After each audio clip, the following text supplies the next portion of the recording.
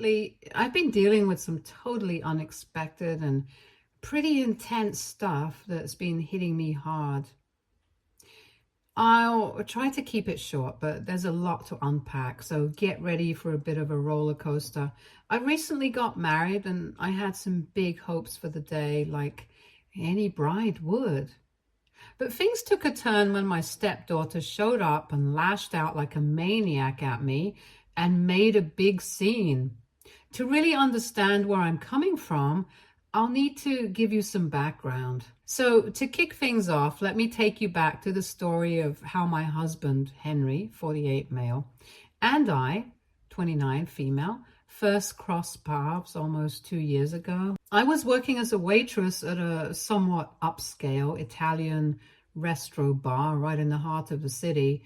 And before that, I was part of this fantastic little business venture with two of my pals where we would sell upcycled furniture.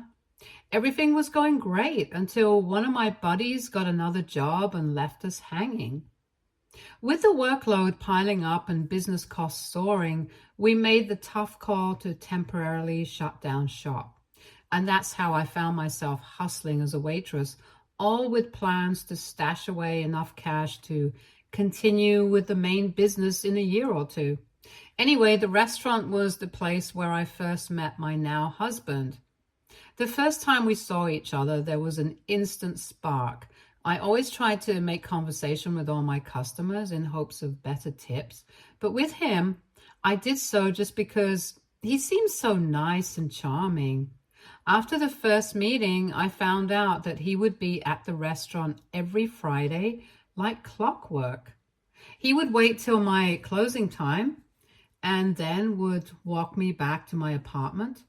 Sometimes I would take bartending hours at the bar and would find him there. What started as sweet conversations and some jokes turned into deep talks about our lives. It wasn't long after that when he asked me out, and after a little thinking, I decided to take my chances. And that started our rocky yet beautiful journey together. As time passed, we became closer than ever. We would discuss every minute detail of our lives that had happened till now, and even our plans for the future. I told him about my business, and unlike many others, he remained non-judgmental. In fact, he went as far as willing to invest in my venture so that I could get back to it. But I rejected the offer, letting him know that I wanted to do that on my own. He would also tell me about his divorce from his ex-wife, who we'll call Sarah for reference here. Henry would say that after their 22 years of marriage, there was no sense of understanding in their relationship. And due to various incidents of miscommunication and misunderstandings, they came to a mutual agreement that it was better to get separated. Although at that time the idea of separation seemed like a drastic change to him, he also believed that it was for the best to not be involved in such a toxic and unhealthy relationship. He would often say how his talks with Sarah were more civil now, maybe because they were not bound by a suffocating marriage anymore. Almost 3 years have passed since Henry's divorce, and he wasn't as affected by it anymore. But now his major concern has been his 27-year-old daughter, who we will call Emma. Let me tell you a little bit about her. She is a beautiful young woman who graduated from an Ivy League school, and at that time she was traveling throughout Europe. When Emma learned about my relationship with her father, she didn't exactly give us a warm welcome. It was also because Henry and Sarah's split hit her hard, even though she was an adult when it happened. It seemed like everybody was well aware of her attitude problems, and this became clear when I attended some parties with Henry, and many of his friends would tell me how different Emma was from her father and didn't know where she got her anger from. They would jokingly wish me luck and tell me to enjoy the calm while it lasts. Due to all of these suggestions, I was mentally prepared to put in my best effort to establish a good and at least a civil relationship with her, understanding that she might have a critical view of her father's girlfriend, who happens to be just 2 years older than her. The difference between our social status didn't help either. While Emma's father led one of the most renowned firms in the city, I was a mere waitress desperately trying to rebuild her small business.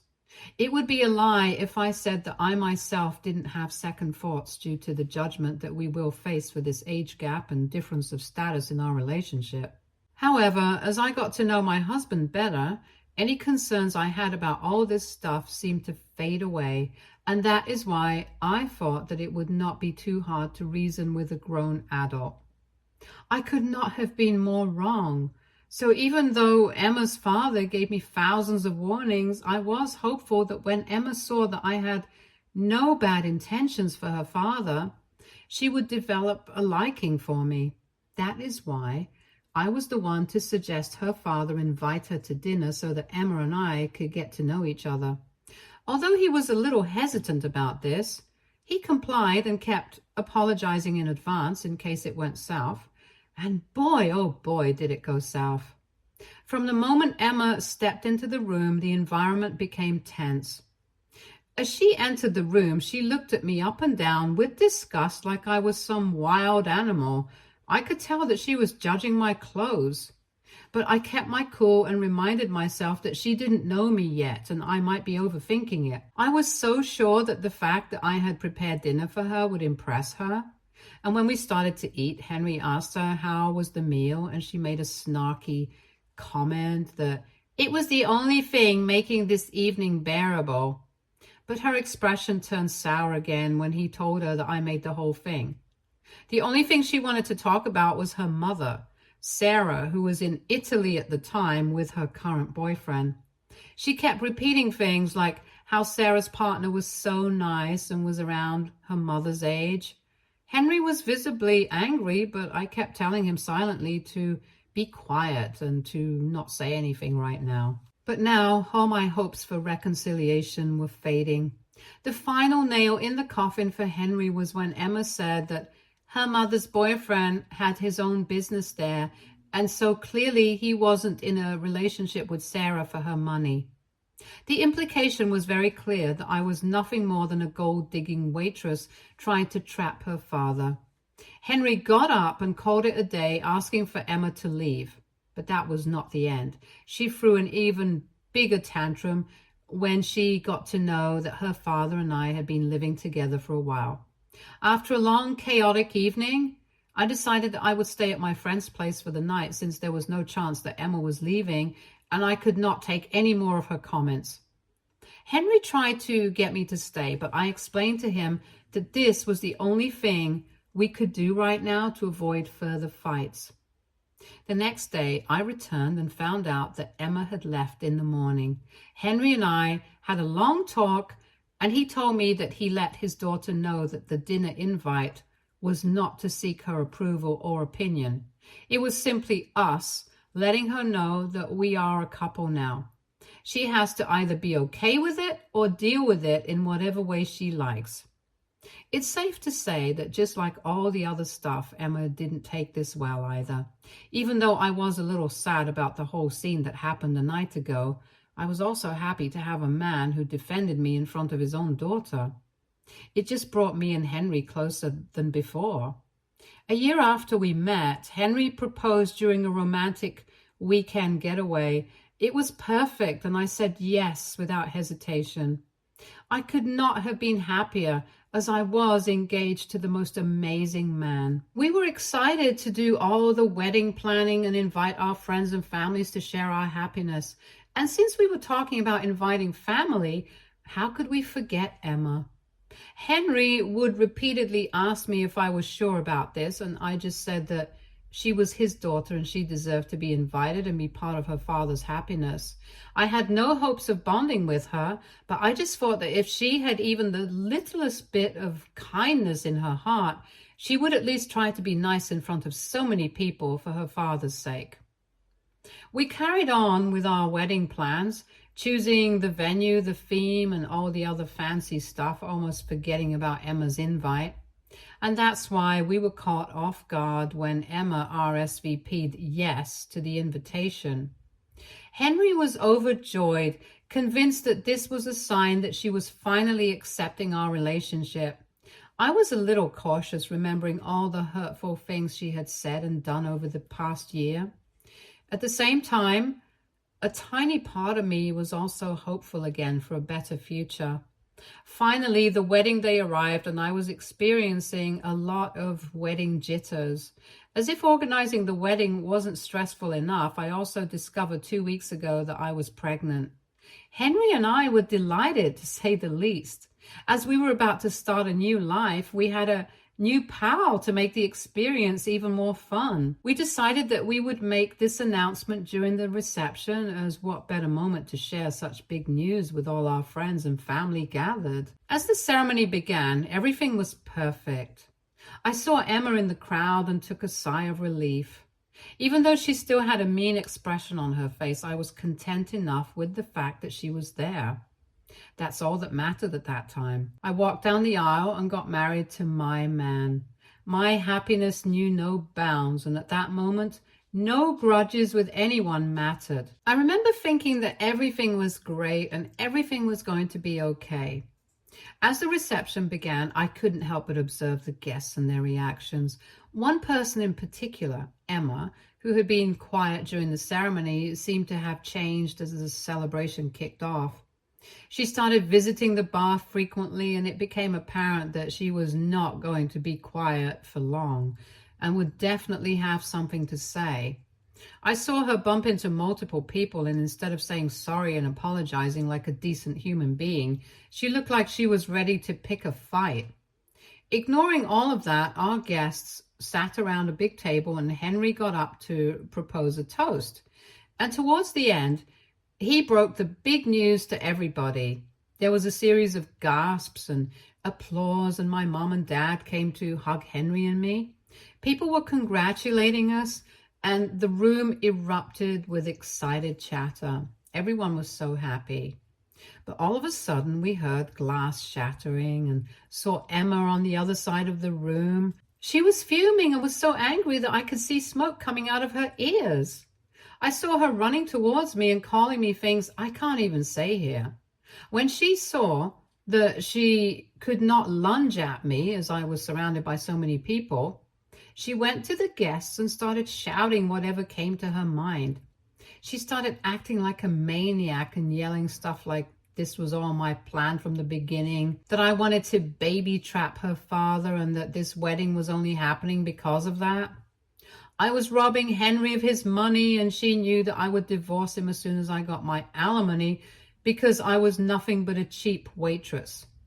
My husband tried to stop the situation from escalating, but that ship had sailed a long time ago. While I was completely in tears, overwhelmed by everything falling apart, my husband finally lashed out. As soon as the word alimony came out of Emma's mouth, Henry called Emma out that she was in no position to call someone else a robber when she had been anything but a saint since her parents' divorce. Apparently, Sarah, i.e. Emma's mother, had recently disowned her because Emma was stealing from her, and that too for gambling. Emma had gambled all her mother's money at several casinos in Vegas. When Sarah asked her about this, Emma said that she was making an investment in some companies. Sarah thought that finally her daughter was on the right path and would help her with the business in the future. But in reality, Emma had maxed out her mother's credit cards, nearly bankrupting her. It wasn't until Sarah found Emma's hidden credit card bills that she had the audacity to blame her mother for not giving enough attention after the divorce.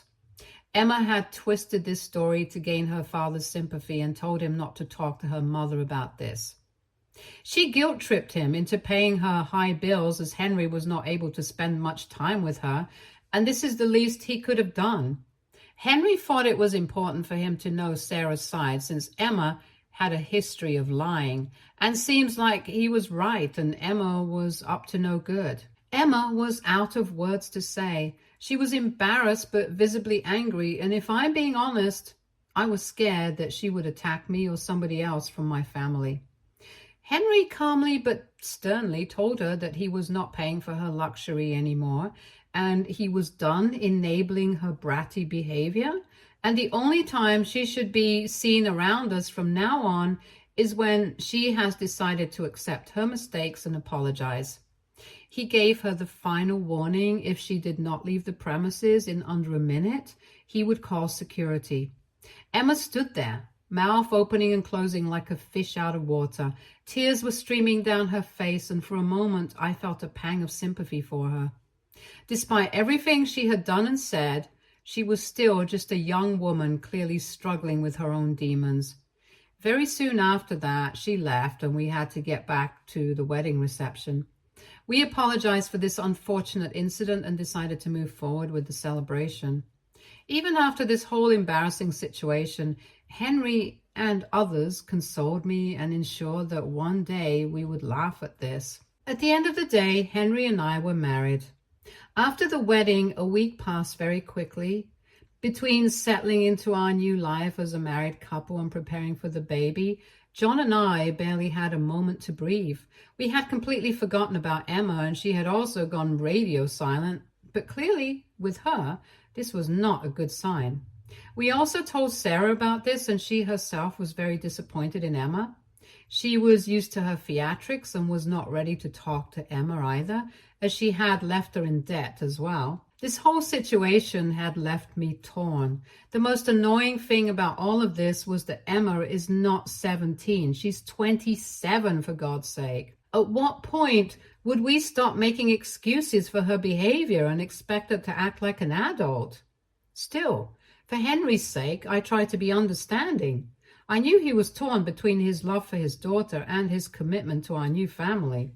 It wasn't an easy position to be in, and I admired his strength in dealing with it all. About a month after the wedding, just as we were starting to settle into a new normal, Emma finally reached out. It was a text message sent to John late one night, which simply said, "Dad, I'm sorry, can we talk?" After a long discussion, Henry and I decided that he should meet and have a nice, sensible chat with her about all the stuff and how we can put it all behind us. If all of this was too hard on her, they could also try for family counseling or therapy so that everything is sorted. But the miracle that we were hoping for did not exactly happen. Henry came back looking all tired and drained and said that there was a whole lot of screaming and shouting. It is kind of funny. We thought that if they met in public, then Emma would at least pretend to be rational. But there was no chance of that. Emma could lash out anytime, anywhere, without any care for the people around her. After loads of convincing by Henry, she had agreed to go to therapy. She also said that the divorce hit her hard because Henry and Sarah were the only thing she had as friends and family, and all of that was gone in a day. And then Henry dating me, marrying me, and then starting another family struck her in the worst way possible. I'm guessing that she felt replaced and forgotten. I get all of the stuff she was saying, but again, wouldn't it have been far better if she just conveyed this to us like a normal human being? I personally would have made an effort to make her feel included. But no, she had to go all opera villain on us. Instead of blaming and screaming at everyone around her, she could have made genuine efforts to make new friends. All of this seemed pretty much okay, and I could see that with little work, everything could be fine in the future. But here comes another hiccup. Henry said that Emma could take her time, but at one point she had to apologize for all the things she called me at the wedding, and also for all the snide remarks made earlier.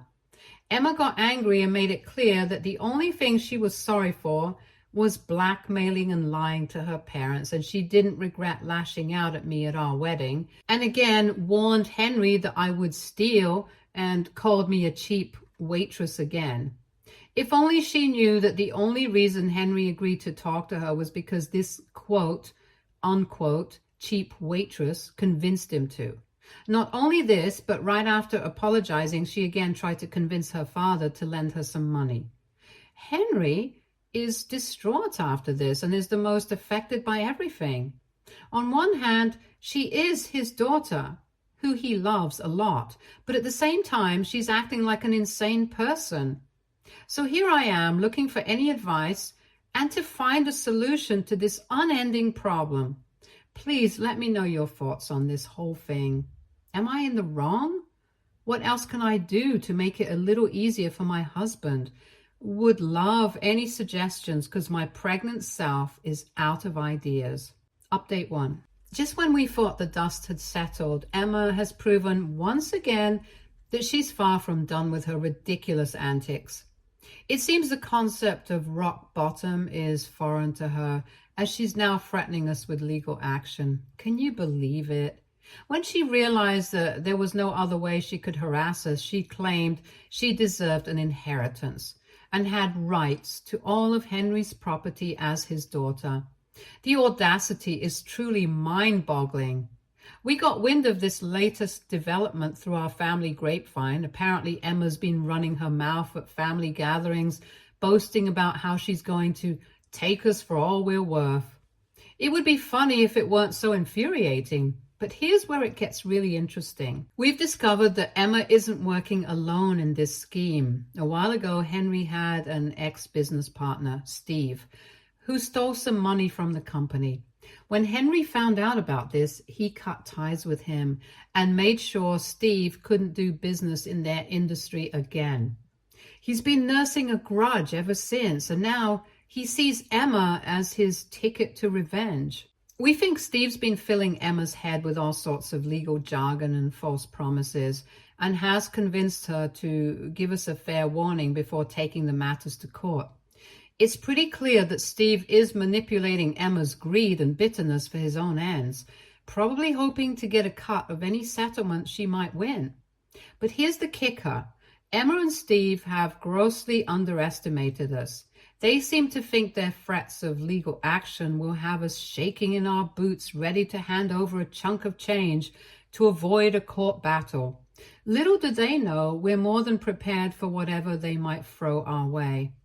First off, Emma's actions have set in motion consequences she clearly hasn't considered. In light of her recent behavior and past transgressions, Henry has been in talks with one of the top estate lawyers in the state. We're in the process of updating his will to exclude Emma, with detailed reasoning provided. We did not want matters to get this worse, but now we don't have much of a choice. Once this is finalized, she will have no claim to Henry's property. I just know that somewhere she's fuming and cursing me for everything that is happening, but that is not new to me anymore. Emma's behavior has been so bad with people that many of our friends and family assured us that if this is taken to court, they will testify in our favor. And our biggest defense is the evidence we have of Emma's financial crimes against her own mother. We're talking bank statements, forged checks, credit card statements showing outrageous purchases, the works. Emma nearly bankrupted her mother, stealing hundreds of thousands of dollars over the years. Her mother, bless her heart, never pressed charges, hoping Emma would turn her life around. But she did provide us with all the documentation just in case something like this ever happened. If Emma and Steve want to take this to court, they're in for a rude awakening. Not only will their case be thrown out, but Emma could find herself facing criminal charges for her past actions. If it comes down to it, we're fully prepared to present all of this evidence. Update 2. It's been a while since Emma's last outburst, and it's been weirdly calm in all of our lives. We haven't heard a peep from her, which, if I'm being honest, has me more on edge than her usual drama. In my experience, silence from Emma is like the calm before a storm. It usually means she's plotting something big, but who knows? Maybe, just maybe, she's finally come to her senses and realized that all of the fighting was meaningless. Though, given her track record, I'm not holding my breath. This period of quiet has given us a chance to focus on our lives and prepare for the future. I've been taking some business classes online, hoping to expand my skill set and get back to my business of upscaled furniture sometime after the baby's born. It's been challenging but incredibly rewarding. I felt happy and at peace when I busied myself learning new things and planning for a future that doesn't revolve around Emma's next meltdown. In an unexpected turn of events, I've actually become quite close with Sarah, Emma's mother. It started with a chance encounter at a local cafe. I was there just because I wanted to get out of the house when I saw her walk in. There was a moment of awkwardness, but then she asked if she could join me. Over tea, we started talking, and I was surprised by how easy it was to connect with her. Sarah shared some insights into Emma's behavior that I thought explained a lot of her blow-ups. When Emma first found out about Henry and me, she went on a rampage of rumor spreading. I know, not new. She told anyone who would listen that I was the reason for Henry and Sarah's divorce, claiming that Henry had been seeing me for years before they split up. Of course, this was completely false. Henry and I didn't even meet until years after his divorce was finalized, but Emma, in her desperation to paint me as the villain, didn't care about facts at all. What struck me most was Sarah's resignation to Emma's behavior. She spoke about her daughter with a mix of love and profound disappointment. She said that Emma has always had a flair for drama, but she never thought it would go this far. She just didn't get what triggered her to lie so blatantly, to try to ruin her father's happiness. I realized Sarah carried a lot of guilt for not being able to stop Emma from doing all the stuff she did. We've met up several times since then, and I've come to see Sarah as not just Emma's mother, but as my own friend. I know it is an unlikely friendship, but it's nice to have good people around you in these difficult times.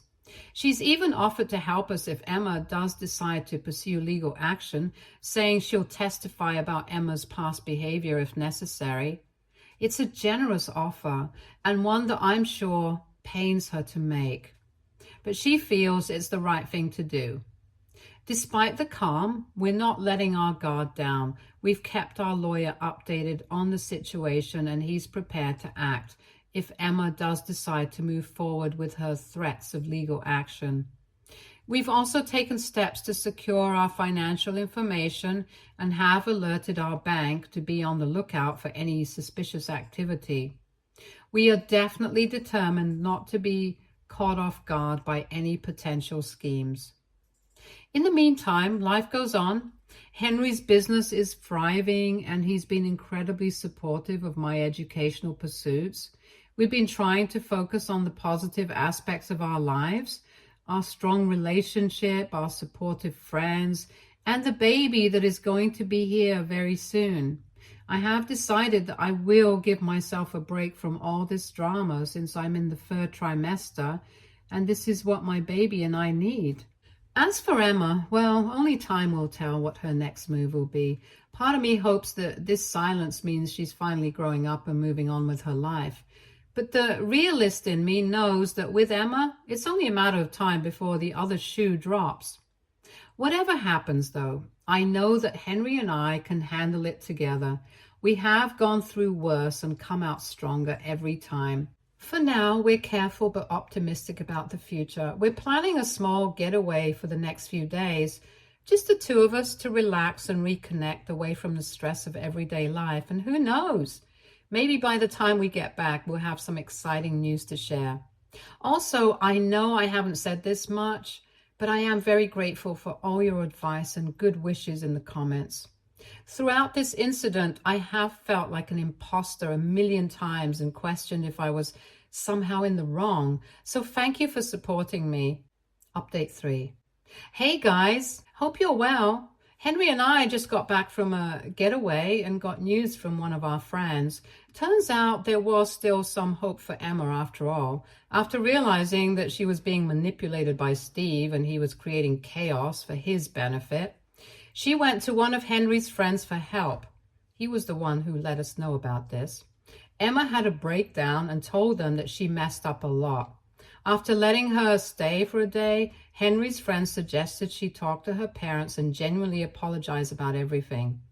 Emma said that she had caused way too much damage and was ashamed to talk to them. Henry's friend suggested if she wasn't ready to reach out to her parents, the best she could do is get a job so that she could at least get a place to live for herself. This would also prove that she had learned her lesson. and is not dependent on her parents' money for survival. So Emma started giving interviews at various companies. Henry's friend has offered her a place till she gets a job. We also told Sarah about this, and she might visit her in a day or two. All of us are hoping that this helps Emma get on the right path. Even though Henry is still pretty angry with her, I'm sure he'll also come around. Stay tuned for more stories from Argo Relationships.